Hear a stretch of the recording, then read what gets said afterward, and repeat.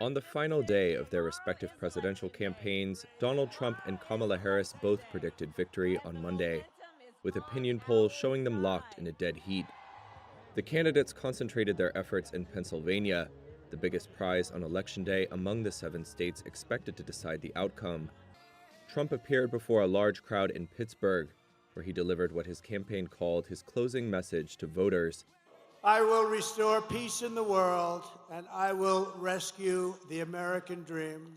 Trump pushed economic themes, vowing to deliver an economic boom while warning Harris would bring economic misery. My message to Americans tonight is simple. We do not have to live this way. We don't. Trump's frantic Monday schedule also included stops in the battleground states of North Carolina and Michigan before returning to his Florida home Monday night.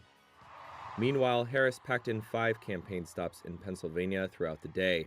In Allentown, she appealed to the city's sizable Puerto Rican community after a comedian at a Trump rally last week made racist comments about Puerto Ricans and other minority groups. We are not going back. We are not going back. Later, Harris went door-knocking in Reading and held her own brief rally in Pittsburgh.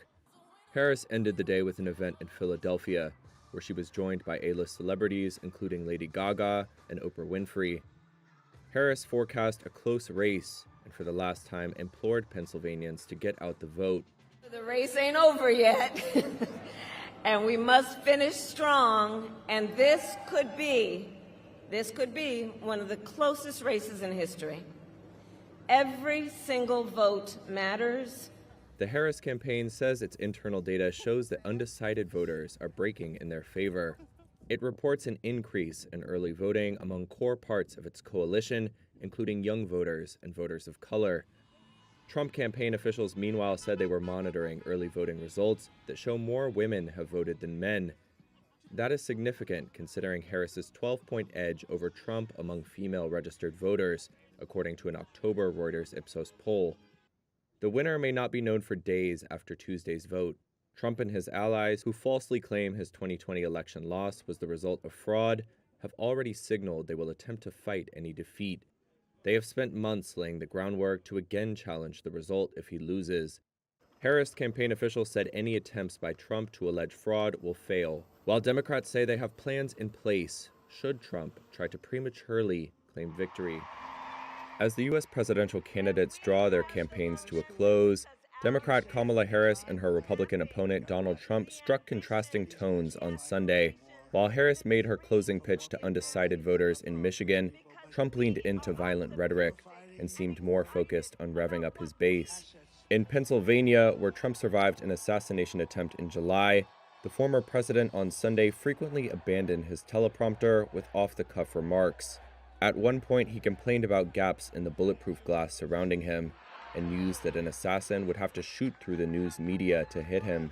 And to get me, somebody would have to shoot through the fake news. And I don't mind that so much, because I don't mind that. Though Trump frequently bashes the media at his rallies and has tried to turn public opinion against them, a campaign spokesperson said the comment was not directed toward the media, but rather, quote, threats against them that were spurred on by dangerous rhetoric from Democrats. After a stop in North Carolina, Trump went on to a rally in Macon, Georgia, another of the 7 battleground states likely to decide the November 5th election. Trump called the United States a, quote, nation in decline, and warned without evidence of a second Great Depression with, quote, people jumping off buildings. Meanwhile, Harris on Sunday was in the swing state of Michigan. She first spoke to parishioners at a historically black church in Detroit before heading on to a rally in East Lansing, where she courted the state's 200,000 Arab Americans. Harris started her speech with a nod to civilian victims of Israel's wars in Gaza and Lebanon. This year has been difficult, given the scale of death and destruction in Gaza, and given the civilian casualties and displacement in Lebanon. It is devastating. And as president, I will do everything in my power to end the war in Gaza. Reuters Ipsos polling shows that voters overall view both candidates unfavorably, But that does not appear to be dissuading them from casting ballots. Data from the University of Florida's election lab showed that more than 78 million Americans have already voted early. That's nearly half of the total votes that were cast in 2020, in which U.S. voter turnout was the highest. You shouldn't be able to choose what goes on between a doctor and their patients. And I feel like the most important issue is fixing our economy. I didn't grow up with much, like single parent household, so I know what it's like to struggle, and I wouldn't want that for anybody. Definitely groceries, definitely food, definitely rent, definitely utilities, for sure. The electric bill has been substantially higher. I think that the other countries kind of look at us a little weaker than they did at previous terms. I would say definitely it's like women's reproductive rights and just women's rights in general. I want the option to be able to have an abortion. I'm 24 years old. If I were to get pregnant right now, it would ruin my life. I have 3 daughters, and they will have children, I think, someday, and I fear for what may happen to them. I feel like women should be able to choose who they want to be and what they want to do. Salwa Abdallah was recuperating from a cesarean section when soldiers burst into her home. They were from the Rapid Support Forces, one side in Sudan's 19-month-old war. They accused her of supporting their rivals, the Sudanese army and its allies, and threatened to kill her, her child and her mother, and rape her daughters. I gave them the money I had.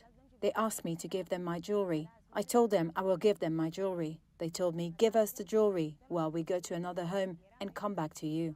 Once they left to the neighbor's home, I took my daughters quickly, despite my C-section, and moved my mother, and we hid in the animals' enclosure. The incident took place in Sudan's El Gezira last month. The eastern state has suffered a series of intense violent raids over the past 2 weeks, affecting, according to activists, at least 65 villages and towns. Having walked for days, Abdallah and her family are now at a camp in neighbouring Kassala state. They are among the 135,000 people the United Nations says have been displaced by this latest burst of violence. El Gezira had already been subject to a violent looting campaign by the RSF since it took control last December, but the defection last month of its chief in the state unleashed a series of revenge attacks. The Wad Medani Resistance Committee, a pro-democracy group, named 169 people killed since the violence began on October 20, though in a statement it said there were hundreds more. The worst incident was in El Sareha, where the committee said 124 people were killed on October 25. Video verified by Reuters showed RSF soldiers lining up men. Many of them were elderly and some in blood-splattered clothes. Another video verified by Reuters showed dozens of bodies wrapped up in sheets for burial. The RSF has denied ordering the attacks and said they were the result of the army arming local communities. The war has unleashed a hunger crisis across Sudan, with both sides accused of hindering international aid. Back in Kassala State, Hashim Bashir sits in the bus that brought him here from his home in El Gezira. His leg was amputated before the war began, but his disability didn't stop soldiers from throwing him out of his home. They are very vicious. They do not have mercy for the old, women, men or children. They beat. If you survive their gunshots, they hit you on your head. If you survive this, they will beat you with a whip just like children, and they make you cry like children. His niece, Fayeja Mohammed, says soldiers beat her uncle and threw his wheelchair on top of him. She was also beaten, she says, including her earring being ripped from her ear.